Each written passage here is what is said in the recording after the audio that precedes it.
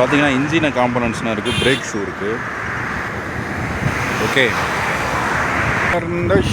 தாமரையும். So disk பிரேக்கோட விலை வந்து கம்மி தான் நினைக்கிறேன். ஓகே,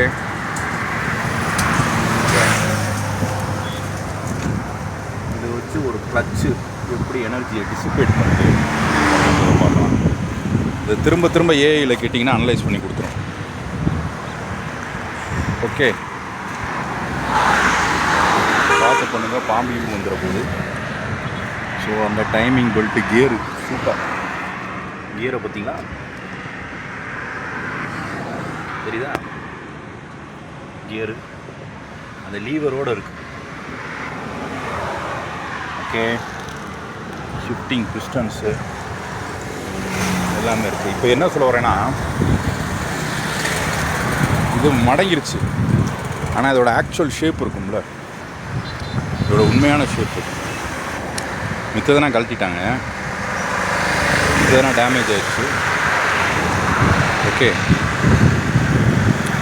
இதோட ஆக்சுவல் ஷேப்பை வெறும் மேட்ரிக்ஸ் வச்சு, இது வந்து எலாஸ்டிக்காக இன்எலாஸ்டிக்காக. இப்போ இந்த மரத்தில் போய் மோதி இருக்கு பார்த்தீங்களா, இப்போ மரத்தில் மோதினதில் மரத்துக்கு ஒன்றும் ஆகலை அப்படின்னு வச்சுக்கோங்க. அப்போ எனர்ஜியை லூஸ் பண்ணிருச்சு. ஆனால் மரம் வந்து ஃபோர்ஸ் வந்து அதிகம், சரியா? மரத்துக்கு ஃபோர்ஸ் அதிகம். அப்போ இதை வச்சு ஒரு ஏஐ அனாலிசிஸ் பண்ண போகிறோம். இதை பிரேக் அடிச்சுட்டு ஒரு அந்த மரத்துக்கு இதுக்கும் ஒரு டிஸ்டன்ஸில் நின்றுக்கணும். ஏன்னா தூக்கி போட்டிருக்காங்களா என்னன்றது தெரியல, புரியுதுங்களா? வெறும் ஷேப்பு, காசு, சைனு, அவ்வளோதான். ஃபைனைட் எலிமெண்ட் அனாலிசிஸில் இந்த யங்ஸ் மாடுலஸு, யூனிட் கன்வர்ஷனு எதுவுமே தேவையில்லாமல் வெறும் ஒரு மேட்ரிக்ஸை வச்சு, நீங்கள் பார்த்தீங்கன்னா ட்ரம் பிரேக், இதுக்குன்னா டிசைன் இருக்குது. ஃப்யூச்சரில் நம்ம சேனலில் வரும், நான் உயிரோடு இருந்தால் வரும், அவ்வளோதான், சரியா? அந்த நடுவில் ட்ரம் இருக்குது பார்த்தீங்களா, அப்படியே எக்ஸ்பேண்ட் ஆகும். ஒவ்வொரு அப்ளிகேஷனுக்கு ஒவ்வொரு மாதிரி. அதே மாதிரி அங்கே காட்டின அந்த கியர் டைமிங் இதெல்லாம் மாறும்.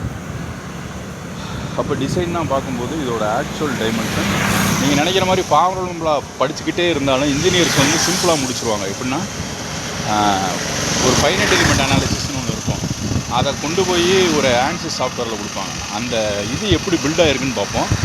இது மாதிரி எந்த மேட்ரிக்ஸாக இருந்தாலும் இதெல்லாம் ரொம்ப ஈஸி. பொல்யூஷன் ஆகும்போது எனர்ஜியை நம்ம கண்டுபிடிக்க தேவையில்லை, அது வந்து ஒரு ஃபார்முலா போட்டாலே தெரிஞ்சிடும்.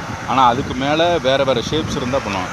அப்போ இதோட ஆக்சுவல் டைமென்ஷன், இது வளையிறதுக்கு முன்னாடி எப்படி இருந்துச்சு, இப்போ வளைஞ்ச விட்டு எப்படி இருக்குது, இது எல்லாத்தையும் பாயிண்ட் க்ளவுடாக மாற்றி நம்ம வந்து ஏஐட்ட கொடுக்கலாம், சரியா?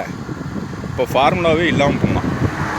ஏன்னா இப்போ போக போக ஃபைனைட் எலிமெண்ட் அனாலிசிஸ்னால் சாதாரணமாக இருக்கும். குவாண்டம் கம்ப்யூட்டர்ஸ் அதனால் வந்து உண்மையிலே நடக்க போகுது. அப்போ அடுத்த லெவல் என்ன சார் நடக்கும் அப்படின்னு கேட்டிங்கன்னா, ஃபிசிக்ஸ் இன்ஃபார்ம்டு நியூரல் நெட்வொர்க்ஸ்னு வரும். சாட் ஜிபிடினா டம்மி பீஸு. இப்படி சும்மா ஒரு சிச்சுவேஷனை காமிச்சிங்கனாலே அது எப்படி நடந்துச்சு, ஏது நடந்துச்சு அதை கூட சொல்கிற அளவுக்கு வந்துடும். எக்ஸ்ட்ராபுலேட் இன்டர்புலேட்லாம் பண்ண ஆரம்பிச்சோம். சரி பார்ப்போம். இப்போ இந்த மேட்ரிக்ஸ் எந்த ஒரு ஃபார்முலாவும் இல்லாமல் இந்த மேட்ரிக்ஸை வடிவமைச்சு இதோட கால்குலேஷன் பண்ணலாம்.